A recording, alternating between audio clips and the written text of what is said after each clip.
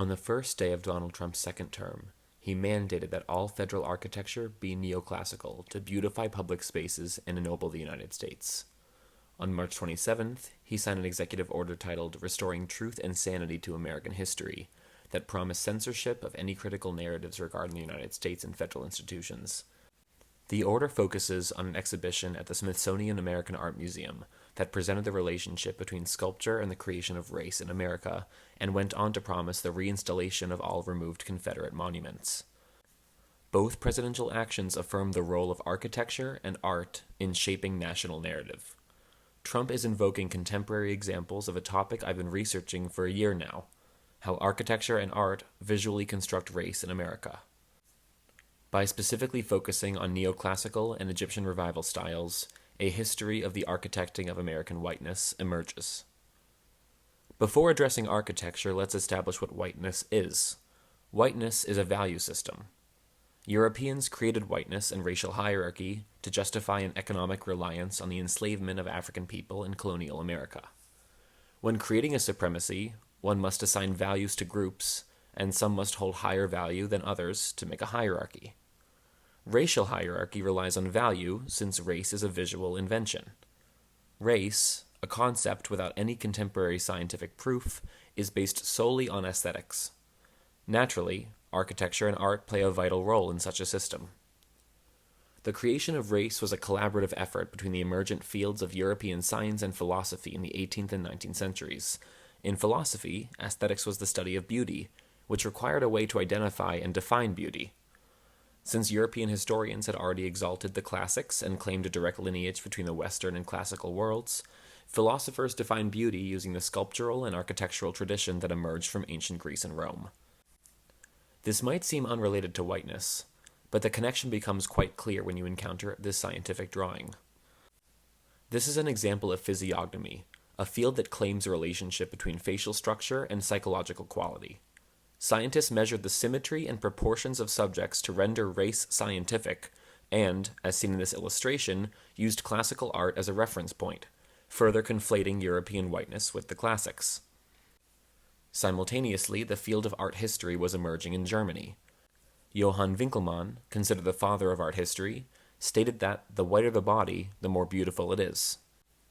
In collaboration with classic scholars, he ensured that the color originally present in Greek art and architecture, called polychromy, never saw the light of day. The visual myth of whiteness emerged. All of this happened before American independence. Thomas Jefferson, famed for his love of the classics, represents the relationship between a young America, neoclassical architecture, and race. In Europe, the aesthetic study of symmetry, proportion, the classics, and beauty continued to inform art, architecture, and racial discourse, and Jefferson brought these notions to the States. Jefferson was a self-trained architect and closely studied the work of Andrea Palladio, a Renaissance architect who translated classical principles into easily replicable designs. Jefferson used his political leverage to change the design of the U.S. Capitol to become more strictly Palladian, after writing about the symmetry, proportionality, and superior beauty of Europeans as justification for the subjugation of African peoples. Jefferson introduced neoclassicism to the antebellum South through his design for the Virginia State Capitol building, and neoclassicism began to proliferate across the states. Gleaming white plantation houses, museums, banks, government buildings, elite schools, state houses sprung up across America, all riffing on existing signifiers that equated whiteness with intelligence, beauty, morality, and power. Ancient Greek and Roman buildings, like classical sculptures, were also originally painted. They, too, had to be deliberately transformed to stand in for whiteness. Simultaneously, Egyptian revival began to enter the American canon, and a new series of associations were forming between America and Egypt.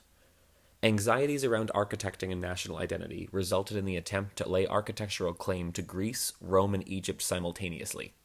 Thus began the canonization of Egypt within America's whitened view of ancient Greece and Rome.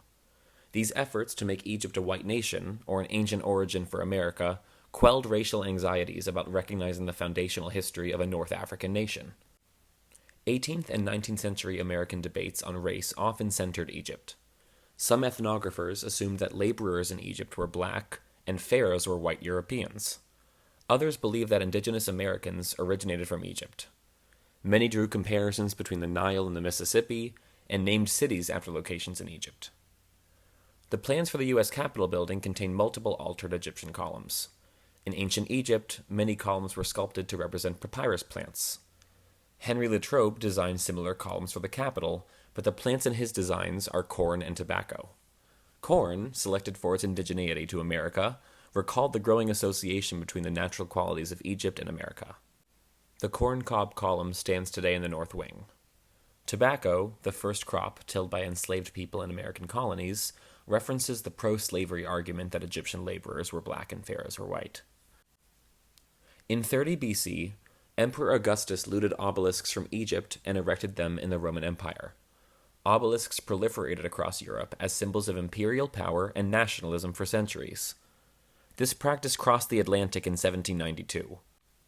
The first obelisk in America was also the first monument to Christopher Columbus in the United States, gifted by France and erected in Baltimore.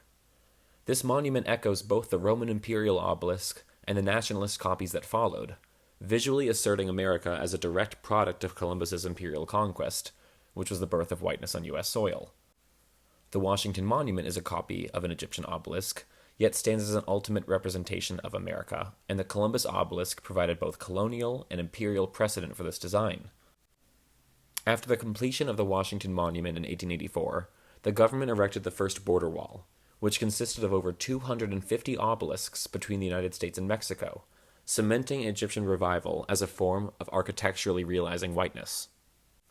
The stylistic mashup of neoclassicism and Egyptian revival on the National Mall is representative of America. These buildings reveal centuries of tensions around what it means to be white. These structures tell a story of imperialism, nationalism, and assert themselves as the architecture of American whiteness. Whiteness pervades, as both a theoretical scaffolding and decorative finish.